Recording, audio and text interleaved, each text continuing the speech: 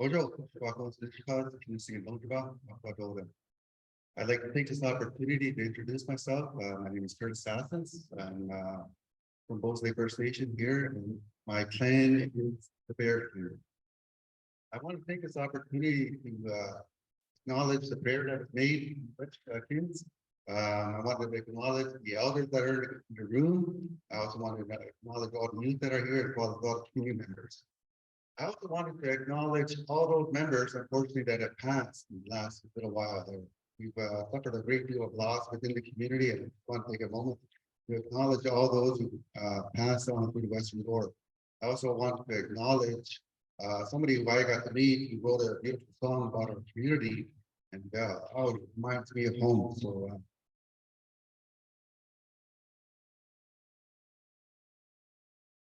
be rich. I wanted to thank my nominator, Corey Kress, as well as my seconder, Erica Ludin, for this opportunity. It is something that I've been take very great pride in being from Christian Island and the opportunity to be here on council here. Bit about me. I grew up here on the island. My family moved to Toronto back in about 1971. I grew up in Toronto, got educated in Toronto, went out to university. Got my education there, and I've been working all across Ontario in a number of different capacities, from the Vermont Toronto Council, where I'm community capital planning advisor, to the Ontario First Nations Tech Services Corporation, where I'm the operation maintenance technologist, to various financial institutions, as well as here at Bosley First Nation as the various coordinator, as well as the economic development officer. In my experience and in my travels, I've traveled all across Canada and throughout the states, and I've seen many different First Nations that have been very successful, that have utilized economic development and utilized their opportunities for the benefit of their members. And that's something that I see us doing here on Bosley First Nation. I don't need to tell everybody how beautiful it is here. We do have the best beaches around. We are located in a prime tourist area there, but we really don't have a lot of economic development going on here to capitalize on that, or employment and training. But before I get started on my speech, I wanted to take a few minutes to speak about reconciliation. There's been a lot of healing that has to go on within the community, within all our members there. So a lot of our members are suffering from alcohol and drug addiction. They're suffering from health conditions there. And we have to keep these people in mind, and we have to create an environment where they can be safe and have the support services that they need. And how do we do that? It's incumbent on the leadership and the administration to provide these services for our members without judgment.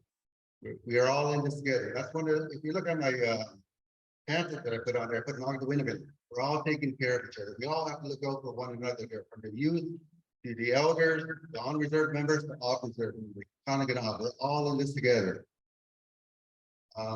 Community reconciliation. We all have to come together. All of our community members that are here, all the different families, all the different leaders that we have, the youth, we all have to come together and work together as one. This election period is showing some of the stresses that the community had.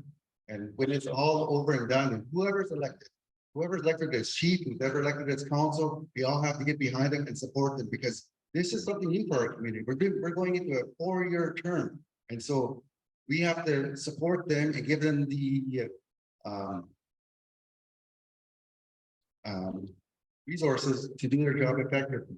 For myself personally, the areas that I'm most passionate about are governance, economic development, of course, that's my background, education, as well as our youth and consultation. I'll start with consultation. It was mentioned earlier there that sometimes our members have been consulted, over consulted, but the plans that were developed, the consultation that was done are never implemented. So we have to kind of get off the pot, so to speak, there and start taking chances there. I know we were burned back many years ago there, but that's the best thing that we can do is learn from our mistakes. We have a good, strong, young population here. We have very capable leaders. We have engineers, we have lawyers, we have all kinds of educated people there, professors there. And so we have the resources, we have the personnel here that we can call on and work together to see these things through.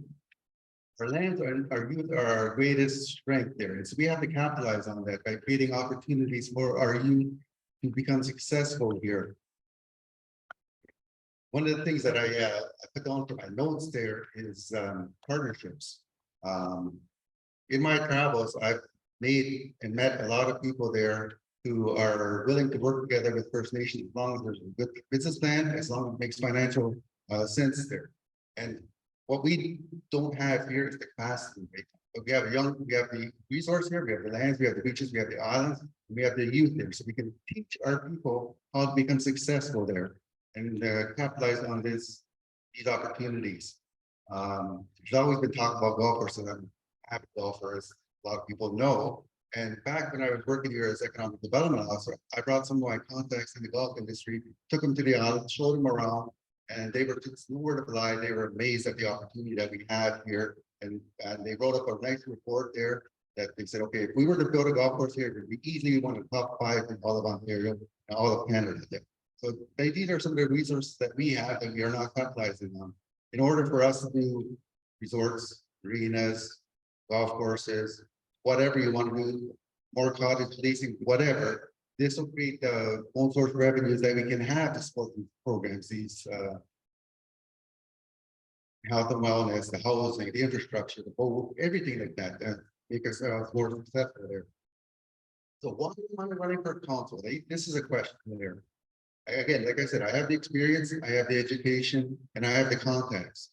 One of the things I read, one of the things I read recently is your network is your net worth. What that means is go out there and broaden your horizons, open up to more new ideas there to make yourself understand what's going on in the world and taking the best of that and bring it home there, utilize it. So that's some of the things that I like to do there. I work at the Director of Land and Economic Development for Clipchamp and Anishinaabe. One of the things that Clipchamp does well is consultation with the members. And that's one of the things, if I was elected as council, is to work together with members on a regular basis. Today, when I was working today remotely, and at lunchtime, I stopped by the community center, the senior center, and talked with my auntie who I seen was over there, somebody others that were there. We're just gonna have a little informal dialogue on what their needs are, what they want to see, what my platform is. And this is what we have to do is we have to sit down and talk with our members. I see them. And engage with them, not only the on-reserve members, the elders and the youth, but also the off-reserve members. Like I said, at Clipchamp, what they do is they have regular consultation sessions with members in Sudbury, in Toronto, and Ottawa, wherever members are. That's something that, if elected, I would implement here. One of the things too that also I've seen is micromanagement, unfortunately. And that's one of the things that I have absolutely zero interest in doing here. I've reviewed the minutes. I've seen how band has operated for the last little while there, and that's one thing I want to get away from is separate government from administration. Provide administration with the tools so that they can do their job effectively, that they don't have to come to council to do their job. Implement the salary grid, implement signing authority. As a director, I have signing authority for up to $50,000. So that's what you should have, the flexibility to do your job effectively. In closing, leaders lead by example. I had the opportunity driving down yesterday, I drove my sister-in-law to Toronto and I talked to her about education all the way down. She's a professor at U of T. And so we talked about traditional leadership and how traditional leaderships are always leading and helping out those most less fortunate. And that's my plan. And if elected there, my goal is to do a salary retention of 25% or whatever that will be donated to scholarships, to youth activities, to whatever it is, because we have to get back to our community. We have to come together as one in here.